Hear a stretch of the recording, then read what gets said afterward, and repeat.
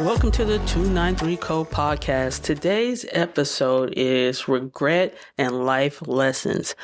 Let's get into it. You know, it's one of those things where it's just like, as we get older, we sit back and we look at like the things that we regretted in life and what we would have done differently. Mm-hmm. I mean, I know I at least like think about that at least once or twice a week. And I'm not saying it's always a bad thing or anything like that, but you know, you just think about like, man, if I had 5 minutes to go back in time and change just one thing, you know, and redo it, because now you have the knowledge or the tools in your toolbox to like make yourself more knowledgeable or a better person. You know, it's hard to just sit and ponder upon that and just think like what you're going through now, how it could have been different. True. Yeah. You know what I'm saying? And especially like just with mental health aspect of it, you know, it's just like sometimes, you know, we wait so long trying to figure it out on our own to get the help that we need when you're struggling with a mental illness. And it's hard because when you're struggling and you're trying to figure yourself out, you're not as vulnerable. Right. You know? No, you're right. Now that you think about it, yeah. I mean, I know for me, if I could go back in time and like start my journey early instead of going through all the struggles that I went through, trying to fix it, because I thought fixing it was going to be like the solution and I was going to be happy and I was going to be better. And, you know, not giving myself the opportunity to understand what I was going through because I just wanted to be happy. Yeah. You know, the regret of like putting it off instead of just being able to jump in and be like, you know what, I'm going to do this for me. It's a tough pill to swallow, especially when you realize when you get older in life, everything that you did to benefit everybody else, and then you wake up that morning still feeling alone. That's tough. No, that is tough. I guess regret can lead to just anger. Yeah. You know what I mean? Because you wrestle with it. Like, I gotta, I shouldn't, and you know the thing where people talk about you shouldn't regret anything that you do in life. And that's somewhat true, but there's times where, like, bad decisions that cost a loved one's life or whatever the case may be, or cost you your health. Or just in the moment of you being selfish. Right. Because sometimes we can be selfish without intentionally trying to be selfish, but we trying to make sure we look out for ourselves. And everybody's interpretation of selfish is different. Because somebody can call you selfish in a situation where you're really not being selfish. You're just trying to make sure that they get the help and care that they need. Right. And they may not understand it at the time. Right. You know? But when it comes with regret and people say, oh, you should never regret anything, it's kind of like a false statement, though, in a way. The reason why I say that is because if you're going around saying that you don't regret anything that you ever done in life, it's almost like a little white lie. And the reason why I say that is because we're human. We're going to regret things. But sometimes I feel like when people say, oh, you don't ever regret anything, it's because you're in denial and you don't want to bring on the guilt. I mean, we all go through it on regretting, but I think that's just like forgiving. You know, you got to forgive so you won't regret, right? But then that's kind of a tricky situation, right? But it is kind of a tricky situation, but you're right, though. It's like if you can't forgive yourself, you know, you're going to sit there and regret everything that happened to you or event or whatever it may be. You're going to ponder on it. No, you're absolutely right. Regret is powerful. I'm going to tell you right now, regret is powerful. And like it eats at you. It does. Like, I'm going to be honest, I regret some shit. I'm getting older, but, you know, not as much, but I regret. Prime example, I regret losing myself. Right. Trying to please somebody or some people in general. I regret that. My biggest regret is not being able to bounce back and be able to not let things bother me to where it's taking me down such a deep rabbit hole that I can't get out of. Mm. You know, when you're younger and you live a life of being in denial, you think you're unstoppable. Nothing can get to you because you put up that shield and you walk around with that armor. Yeah, you do. But then it's just like when you start your journey, you start therapy and you really start learning how to be vulnerable and you open up. Mm-hmm. Hey, you can't close that chest now because it won't close. You done open it up and you done started digging through and you letting stuff fall out of it. And it's just like, the regret is like, man, I regret, feeling like I let people down. Mm-hmm. It's just like sometimes, we all have had people count on us. Yeah, absolutely. And I regret those relationships where it's like when people needed me the most, I didn't know how to give them what they needed. It wasn't that I wasn't there. Mm-hmm. I was always there. Mm-hmm. But it was like being in their presence. Mm-hmm. I was still invisible. Yeah. You know what I'm saying? I was able to be present to where you can visually see me, but I wasn't present in the emotional piece of it. Oh, yeah. And I regret that. Now that I look back, yeah. You know what I'm saying? That's a tough pill to swallow, especially when I'm sitting here on this couch right now and having to fight the loneliness, mm-hmm. being alone, sitting with your thoughts, mm-hmm. trying to handle your mental. It's deep conversations that you have with yourself now. Oh, damn. Because when you dissect those pieces, yeah, there's nobody else to blame. You're absolutely right. But I guess regret can lead many roads, right? It's how you take it. Yeah, it can lead to healing, but the healing ain't easy. It's tough. And I think that's where people are grappling, and especially like we come from church world where it's like you can't regret, you got to forgive that person, forgive, right?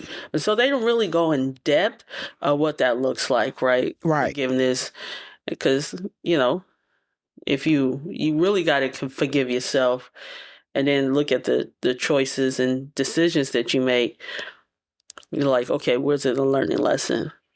I regret learning those lessons, and those lessons are very hard. And I feel like sometimes those lessons take a part of you, like, it's like a rock. You know how the ocean hit the rock and it makes it a different shape because it keeps tumbling. Right. Well, I think that's how regret and forget looks like. We keep tumbling, and then by the time we come up, we're different people. Yeah. Some of us, we're so broken and those cracks are so big that, that rock that kept tumbling chipped a big chunk off. So now you have this hole that you're trying to figure out. You're right. Pretty much, like you said, that rock, when it crumbled, it turned into pebbles. It did. It did. No, you absolutely, because it does. It crumbles and it breaks. Yeah, you're absolutely right. You know what I'm saying? You think about it, though, because like you just said, you got all these little pieces now, and like, what are you supposed to do with that? And it's hard to put together because if you think about it, if you ever picked up those little pebbles in the ocean and you try to put them together, it's impossible. But have you thought about this, though? When you're dealing with regret, you also dealing with trust. Absolutely. And the thing of it is, if you regret something so hardcore, it's hard for you to be able to trust people. Yeah. Trust the process. Anything that's dealing where you have to rely on sometimes yourself. Yeah, that's it. You know what I'm saying? Or you have to rely on other people. If there's things that you hardcore regret in life, you put up a wall. Mm-hmm. And it's hard for anybody to come in to try to convince you that it's okay. Mm-hmm. I mean, when people tell me things are going to be okay, I don't believe them. I just be like, yeah, okay. Because the thing of it is that I have to believe it, Mm-hmm. you know? But if you just the individual that I don't see myself being able to look up to, because I watch people very well. Mm-hmm. I analyze, you know what I'm saying? But if we've never had a conversation to where we can be so raw with each other, right? I don't know if I can trust you. Yeah. Because I've been hurt so much by deceit, right? And, you know, being that little kid, you know, where you have that one parent telling you, hey, when I get off work, I'm going to take you to the store. Hey, we're going to go get ice cream, or we're going to watch a movie. And that parent come home and none of that ever happened. Mm-hmm. It starts at that age on who you can trust and who you can't. It starts at that age on how you start moving slowly when you get out in society. No, you're absolutely right. It starts in the home. You know what I'm saying? Yeah. I can't put all my trust in one individual. No, you're absolutely right. But the thing of it is that when you hurt that bad because you don't know who you can and can't trust, even if you have somebody in your corner 100% genuinely, the biggest fear I have is them dying and leaving me, because then abandonment come up. So it's just kind of like one of those things where it's like the life lesson in it all is you have to learn how to be compassionate with yourself. You have to learn how to forgive in order to be able to grow, to be able to let somebody else come in. And that's a lot of hurdles. You know what I'm saying? Hell, I'm still at the regret stage. Well, don't you have to, like, you know, we put ourselves, now that I'm thinking about it, I feel like we put ourselves in situations, right, where we end up not trusting, regretting, and not understanding, right? So, right, in that regret is you got to make hard decisions. You pick the less hard decision to make, and then it gets blown out of proportion, or it's unhealthy, it's toxic. Prime example, let me give an example. You know you probably shouldn't be with this person, right? But you don't want to be alone. So what do? You form a relationship with that person, knowing that it's toxic. You stay in it, knowing that you should exit, right? But now you're dealing with the consequences of all that. Now you're dealing with true regret and bad trust. Because number one, you didn't trust your decision. Yeah. Right? And you decided not to make the hard decision, was like, hey, I don't want to be with anybody. I need to really focus on myself. But then you decided to take the easy road. And the easy road, what I say is, and people are like, oh, well, how could that be the easy road? Number one, it's harder to walk away than it is to stay. Yeah, because you give yourself that, I feel bad if I leave them in a darkest moment or whatever. But the thing of it is, as you get older, you know, you regret staying so damn long. Yeah. Because look, time moves fast. And then, you know, you got to think about it too. It crosses your mind like, man, I stayed in this relationship so damn long. Maybe my person done passed me by. You wouldn't even know it. Because you so busy trying to stay over here to keep the peace. When you, like you said, when you know it's not going to get better. But then that relationship turned into you guys like hating each other. Can't stand each other. Yeah, absolutely. Bickering back and forth. And then it becomes like a tug of war. Well, you did this and you did that. And that's what you done developed. Right. And so then you get so used to that toxicity, you just stay because that's what you're used to. And it's in a series of broken trust. And you know, some people say, well, yeah, we may not get along all the time, but I mean, we know each other. So they get complacent. True. And it's just like, it's a hard thing. And you know what? It's just like, you can be in that relationship, but in back of your mind, you be like, man, I regret I even got with this person. Mm-hmm. You regret it. Mm-hmm. But at the end of the day, life lesson. Because once you do finally get out that relationship, then that's when you start using the little keynotes and being like, okay, this not what I want. This is what I see. That's only if you're working on yourself. Yeah, that's only if you're working on yourself. Because people have a tendency to find themselves back into that regret. Yeah. What kind of regret would we name that? Emotional regret? Well, it can go deeper than that. Yeah. Abandonment regret. I mean, it's so many different pieces. It just depends on the relationship and the person. Yeah. Depending on, how broken are they? Right. Because see, the other regret is just like getting in a relationship because you and that person got childhood trauma together. So you over here trauma bonding and thinking like, oh, like it works. Like we know each other inside out. No, y'all don't. No, y'all don't. Y'all know each other inside out from the inner child experience. Mm-hmm. Because y'all have similar experience. Right. But sometimes people don't allow themselves to go through that type of stuff. Just like how now when you have couples moving in so fast together. Hold up, slow down. Because it's easy to throw up all the regrets. Your number of regrets is going to be higher than your number of life lessons learned. No, you're right. Because sometimes we regret stuff, but we still haven't learned from it yet. Then you don't regret it.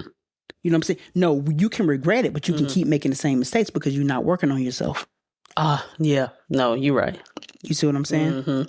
So it's just like, to the wise, it's just like when our parents and our elders and our grandparents used to tell us, like, as you get older, you get wiser. It's really true.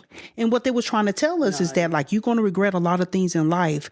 Take what you learn from that regret.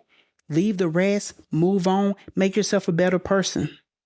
That's what they was pretty much telling us. But they didn't put them in those words. You know what I'm saying? But they were trying to teach us life lessons.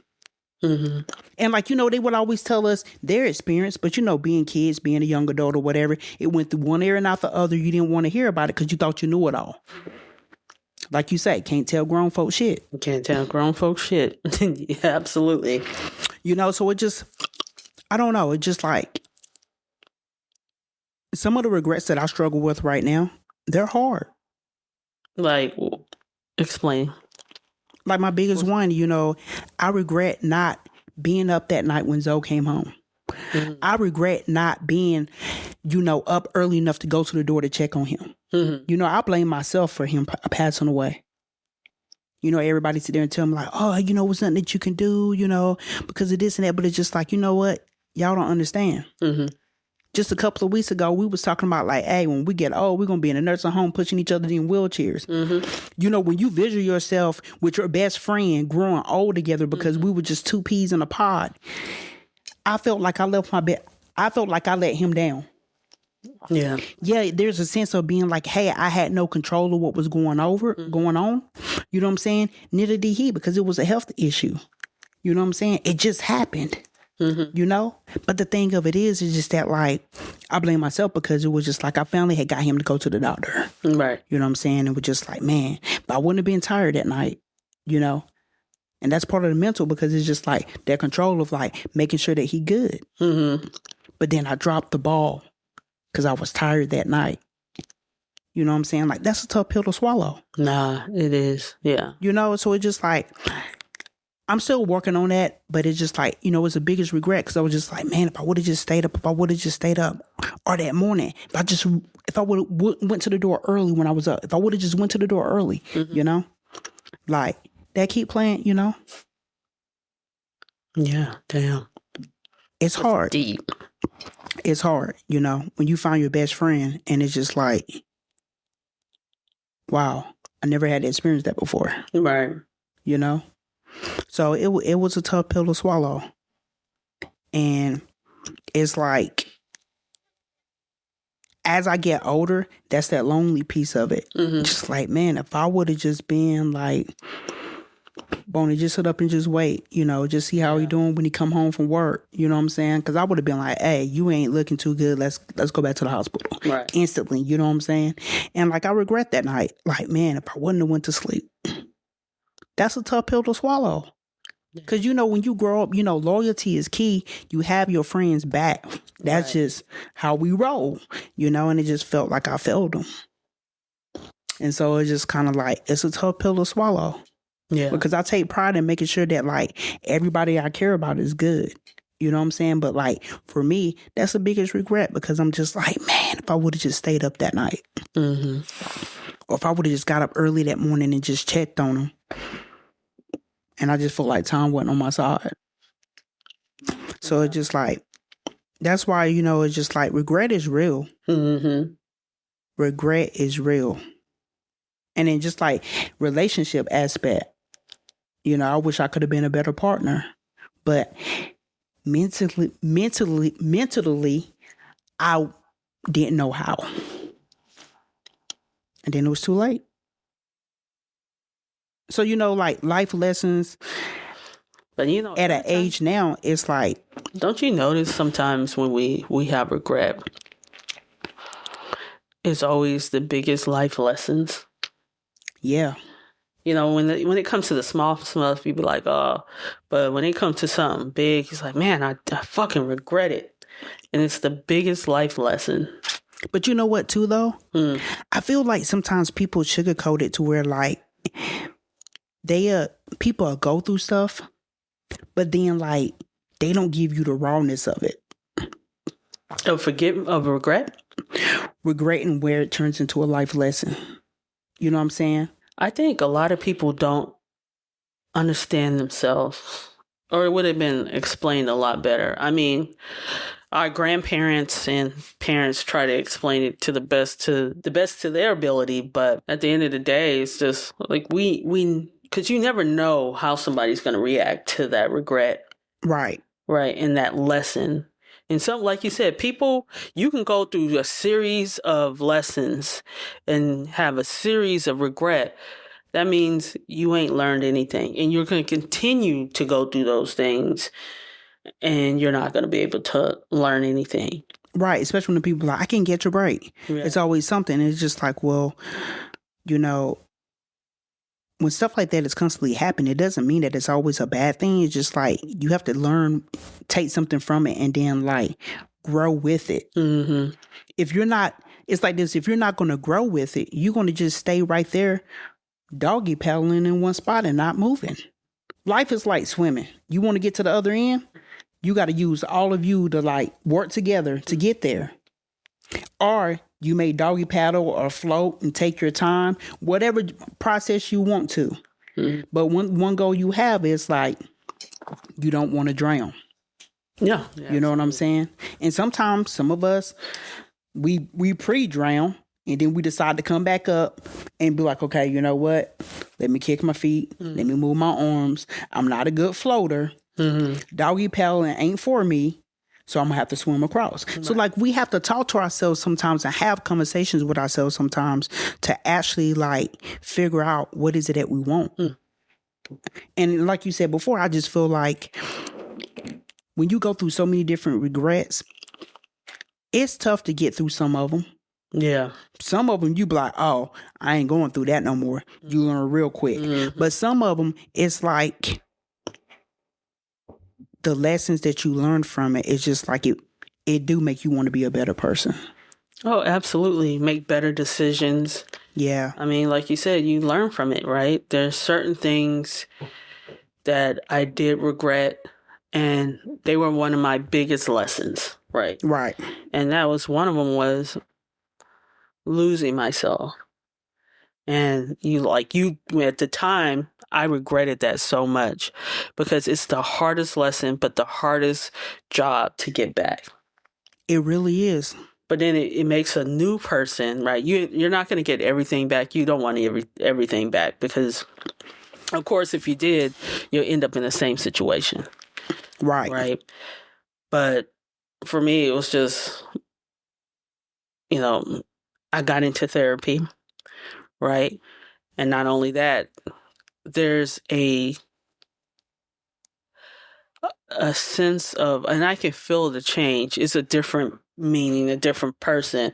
So when I do things, I'm doing it, and you learn too. Like, was I present when I had these situations and regret? Probably not. Right.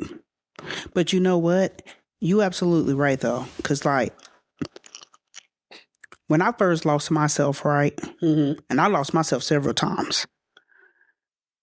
The one thing that I couldn't give myself Mm-hmm. was compassionate. Oh, why? I didn't love myself. Okay. Okay. I couldn't love something that felt empty. Oh shit. So what about now though? Still working on it. Okay.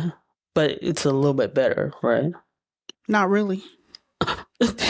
I mean, I'm sitting up here. I'm in IOP. I can't sit here and lie. No, I'm still struggling. But This dude said it with a straight face. Not really. yeah, I just like it. It's a daily struggle. Okay.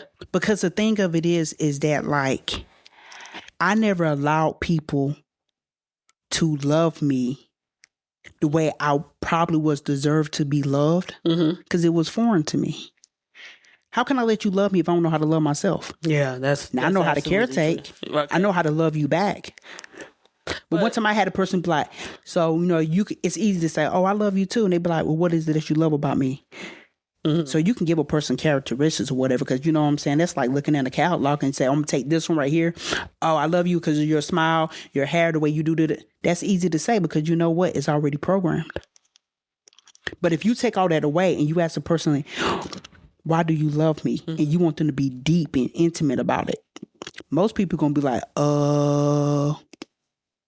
and it's true. Because there's a lot of people out here who don't love themselves. Okay. Yeah, no. Because sometimes people, definitely. they get confused with love and liking themselves in the moment. Okay. We may like ourselves and love ourselves like when we go get a haircut and put on some clothes because we going to an event and we look good in the moment. Mm-hmm. But then when you come home and take them clothes off and get into bed, what? The disguise is off. That's true. We all have something about ourselves that we don't like. So, right? You regret not loving yourself. I don't regret that. Huh. I can't regret something that I never had a part of knowing. Okay. You see what I'm saying? Mm-hmm. So it's one of those things where it's like, I regret not being able to be emotional. Okay. Because that was something that I was trying to learn for so long. When you missing that emotional piece, how are you supposed to be in a relationship with somebody? It's hard. Yeah. Because the thing of it is, you trying to learn how to do it. You trying to practice it. But everybody else around you, it come easy. Or even try to go through the motion. It's almost like a rehearsed script. It is. Like, I know I've seen it on TV, right? I've seen people do it millions of times. So you rehearse that. Yeah, because you know what? Watching TV, right? You see how like the kids and the parents would interact and be like, Mom, Dad, I love you. Child, daughter, I love you too. You know, and it's just like the hug. Because it's something that's been embraced and learned and taught. Right. Okay. You know, when you come from a generation where people say they love you or whatever, but they don't even hug their own kids or embrace them when they're feeling sad or whatever and say, hey, let's talk about it. What's going on? Mm-hmm. To inform them that it's going to be okay. That's love. That's genuine. That's getting a child to open up to be able to express themselves, to cry. Mm-hmm. But when you don't have any of that and don't know where to start as an adult, you know what I'm saying? Now I can say as an adult, I regret not being able to give what others was trying to give to me. Mm-hmm. Because I thought as long as I'm being able to care for, they go without, that's love. But that's not love. That's just giving a person what they need. And so then, you know what happens is when the abandonment issues comes up and you feeling lonely or whatever, and you try to get in a relationship, you get confused on like a person may say something to where they want you, but it sounds like they're being needy. Yeah, that absolutely. And needy equals to you nagging. Done. On to the next. You see what I'm saying? But the thing of it is, that's how we so get true. broken down, and That's then so it can true. be misconstrued. So that's why sometimes it takes time to really get to know the individual that you're trying to mess with, because it can go from sugar to shit real fast. Nah, So think about it. you absolutely, I'm just saying. you absolutely right. Done. We done. Done. Over it. Throw it in the trash can. But it's hard. Yeah. And some people be like, oh, well, it's self-sabotage. No, it's not. Because I know how to nip things in the bud in the beginning. Right. If you come in too emotionally attached, and we haven't been through anything serious yet, and it's one of the things that you still get in the process to know an individual, because what people get misconstrued, this is just me personally. Okay. I feel like you're not going to get to know an individual within a short period of time. Not fully. You only learning what they want you to see in the beginning. Yep. That's the interview stage. You see Yep, what I'm that's saying? the That's like representative. being a new employee, and it's just like, hey, you want to be on good terms till you get off the probation period. So how long is that probation period, though?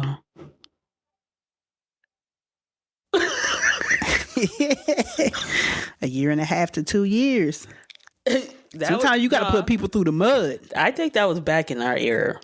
Well, that's what I'm just saying. But but I'm just talking about, like, if you're really trying to get to know a person, sometimes people been together for 5 years and still be like, I didn't even fully know him. That is true. So, you have to be able to take time with that process. What's the rush? What's most important when you getting with an individual that you really want to be with, or you say you admire and love and care for, and yada, yada, yada? What matters the most is you being with each other, enjoying the moment and experiencing that, instead of trying to have what everybody else have and trying to live up with the Joneses when you ain't got a pot to piss in. Yeah, I feel like people try to rush through a relationship like that, right? Right. Number one is selfish. There's one part that's selfish, right? I don't want to be alone. I want to be loved. And you think you know what you want at that moment.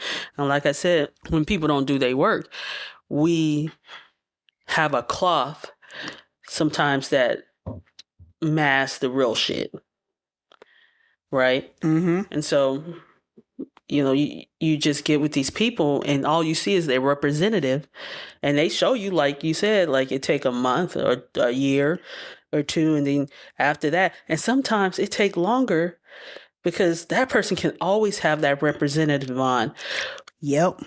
with you, but on the other side, doing something totally fucking different. And then at the end of the day, when you break up or whatever, one of you gonna regret it. Absolutely. But then the thing of it is, see, here's the problem. Think about it. You break up with an individual, right? And then when your family see each other, or you talk years later or whatever like that, right? When people get married, they get divorced or whatever, what's the one thing you start talking about? The memories that you had with that person. You talking about the good memories or the bad? Either way, it's a memory. Okay. You start talking about the memories, right? But sometimes when you're talking about the bad memories, you bring that up because you still have the good memories. You bring up the bad because you want that person to go back to the good. You bring up the good because you miss the individual, even though you're no longer together. Right. So either way, it's going to go, whether you bring up the good first or the bad, the bad's still going to equal back to the good, because you've been thinking about the good this whole time. You bring up the bad because you want to be able to address the issue then. Right. And then sometimes when you bring up the bad, sometimes you coincide and be like, yeah, we could have done things different, because that's the regret. You see what I'm saying? So it's like, you have to take time with the individual. But now, that's fast forward to 2025, people pretty much have you on like a payment plan. Well, explain that. You be on a mortgage plan. Well, in 5 years, you better have a ring on it. We need to have a house or have a first kid or whatever like that. And it's just like, slow your roll. Why are we even talking about that when I can't even spell your middle name? So I'm just saying, like, you just throw it out there hypothetically, right? Like, what are we doing here? As soon as they started saying that, there's a sense of regret. Right. That's like a red flag. Right. Because, you think about it. You try to like court or you try to date an individual and they're talking about like, oh, well, I want to have kids. Oh, well, I want to have a house. I want to do this. What was you doing before you met me? You got any of those in place? Because when you say you need somebody to do all that with, no. Now I see why you by yourself. Or you know how like people would say, well, oh, well, I need somebody so we can build our castle. Yeah. You better go to the beach and build one. All that sand out there? No, go try building one by yourself. See what that look like individually wise, because we need people to be more independent. Right. I'm just saying, you just put it out there though, because those things come with regret when you move too fast. Yeah. Well, here's the thing: you're dealing with the regret from a past relationship, right? So you're dealing with that decision because you wanted to make an easy decision, right? So now you're dealing with that. And now it comes in line with this other relationship. And this is this dude. Hey, I'm the wrong person to come to for relationship advice. But hey, I'm just saying out there for everybody else, I'm just saying like, hey, you know what? Just like slow your roll and enjoy life and enjoy each other. You know what I'm saying? What's wrong with enjoying each other? No, you're right. Yeah, absolutely. All that other stuff will come later. I feel like if you take your time, it'll come where it need to come in place. But you think about it. I'm gonna ask you a question. If you arguing with an individual every now and then, or y'all just can't see eye to eye, but then it's just like, once a week, y'all lovey-dovey or whatnot or whatever. That's not no solid, like, there's no solitude there. Okay. You see what I'm saying? That's a roller coaster.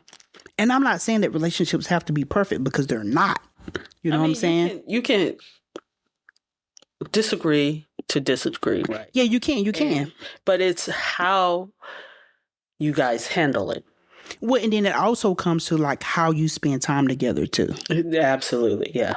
It can't be no like one-way street where, you always having to be the one to go see the person, or you putting the most effort in and all that. I mean, you know what I'm saying? It just depends. Right. Because some people talk about that, Right. No. Some people feel like they're giving more effort than the other person. And then what comes to when you get in that argument, well, I do this and I did that for you and you didn't do anything and blah, blah, blah, blah. And then you think about it, then it goes back to well, damn, did you even love me anyway? Because why you throwing this in my face?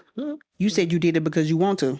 Now, if you really did it because you want to, then why you throwing it up? See, they'd be mad. You see what I'm saying? So you see the example of the regret. Yeah. So like I said, the best love you can give yourself and anybody else is to love yourself. Absolutely.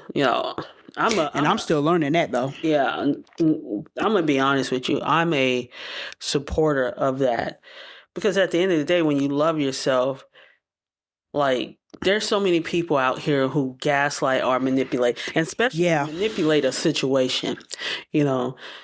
I hear a lot of people in relationships, oh, he manipulated, the situation and made me do this, and vice versa.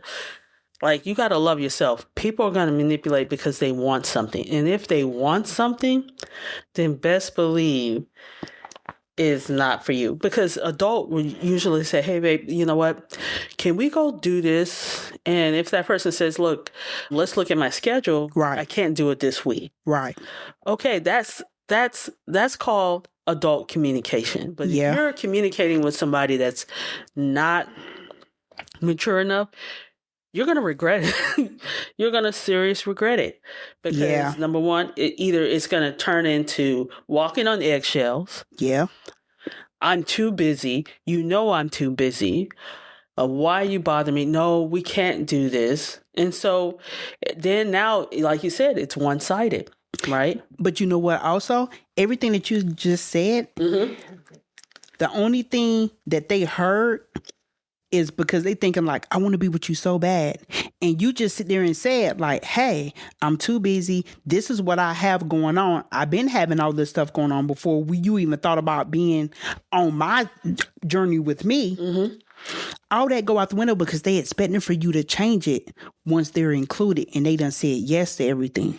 Mm-hmm. And I think that's one of the biggest downfalls, that people really have to look at like, hey, what was you doing or what are you doing now that, you know, that's a part of your life that you do on a regular basis. Here's what I do, a part of my life on a regular basis. Now, the question that you have to ask each other, are you going to be okay with what I'm over here doing? Because I be very busy. Well, it should never change. You should never change yourself or what you do or what you love to do for somebody, right? Right. Like, because here's the thing. They're bringing in what they love and what they're doing, right? Yep. So you got to respect that. This vice versa. They still got to respect yours. Yeah. What you're doing and what you love. So that's where the problem in. I see this all the time in entertainment, as far as like being a director or a producer or just an actor or actress. You're on the set. You're constantly on the set. Now you're getting projects left and right. So now your career is ticking up, right? And your significant other has a problem with that because now it's no longer about them. And they can say, well, it's not about us anymore. We can't spend time. At the end of the day, like you said, when you join this team, we had a talk. I told you what my dreams were. I told you what my goals were. Now you're having a problem. And then they always say, I don't have a problem with that. Right. Then what is it? They actually have a problem with it, but since you done called it out, they don't want to look like they're the one that's really complaining and have an issue with it. Right. Yeah. But then that brings it back down to this person's selfish. Yeah, because I honestly feel like if you're not going to do stuff from your heart, don't do it at all. Yeah. I mean, have true intentions. Right. But see, you know what? I think sometimes too, just to be fair, I think people intentions in the beginning is true because they caught up in the honeymoon love. Yeah. Because in the beginning, everything is good. You're smiling, you're cheesing. You know what I'm saying? Like, you just feel like you on cloud nine. Nothing matters. But the thing that matters is if you can't keep that same energy with that individual from day one to day 375, yeah, then you have to sit down and reevaluate like, hey, what are we doing? Because it turns into regret. No, you absolutely, because you know what happens is you bypass so many red flags that you were seeing because you driving by, you just like, well, I can deal with that. I can deal with that. And you don't realize how many red flags that you done piled up. You giving them red flags excuses. Right. And you do it to each other. And then it's like when you finally sit there and both parties done had enough, you explode. And you throwing the flags back at each other. You know what I'm saying? It's the biggest regret. And you see people that have had difficult exes that they have to deal with, baby mamas, baby daddies, or whatever, right? And the first thing come out of their mouth, man, I regret I ever got with her. They be like, bro, the first thing is they'll say regret. Here's my thing. What were you thinking at the time when you got with her? You know what I'm saying? There you go. Yeah, because if you thinking like, hey, I'm about to get in them draws and but you think about it, that's how people think now. You have to take sex off the page. You have to take it out the book, rip it out the page and be like, I see this person for who they are. No, you can't really rip sex off the page. No, but what I'm saying is they can have a good personality, right? And everything's going well and you have no regrets at that moment, right? Right. For women, it is totally different. If a woman sleeps with you, now they fall in love with you emotionally, right? But then when they sleep with you, and this goes for women across the board, right? Lesbians too. If they sleep with you and then the first time the sex is, second time the sex is still, the third time, I regret this. Yeah, but what I was saying about, what I'm talking about is if you take sex off the page, right? And you really get to know an individual first, right? And you build up to that the sexual aspect of it. Yep. But I'm saying some people, like, first night in of meeting each other, they getting it, you know what I'm saying? Because you got to ask yourself, are we only together because of a sexual attraction? Are we really, like, together because of an intellectual attraction?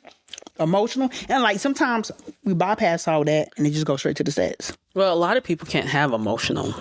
Right. And the reason why I say that, there's a lot of regret there because they want to, but they regret because out of fear, right? And so when they try to have that emotional piece, especially people who go through trust issues, it's like as soon as we start slowly opening it up, it's like red flag. And that's our self-doubt.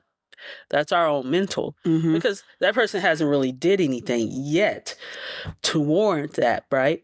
But it's our subconscious that constantly, like you said, keeps us there. And it keeps us in that regret, and regret leads to fear and other things, right? And so it's just like, well, no, I can't. I'd rather have sex with you than to let myself be vulnerable and open myself up to be hurt. Some people just can't deal with that. Yep. No, you're right. But at the end of the day, it's still regret. Still regret. Dude. Yeah, being real. You know I'm gonna be raw about it. It's still regret. That being said, I want to thank everyone for listening to our podcast. Sorry we've been away. We had some things and business stuff that we had to attend to. But listen to us. It's 293 Co. Podcast. You can find us on Apple, iHeart, majority of the platforms. Spotify. Amazon Music. So go ahead, pop it up, listen to us in the car on your way to your trip or just out and about, and tell us what you think.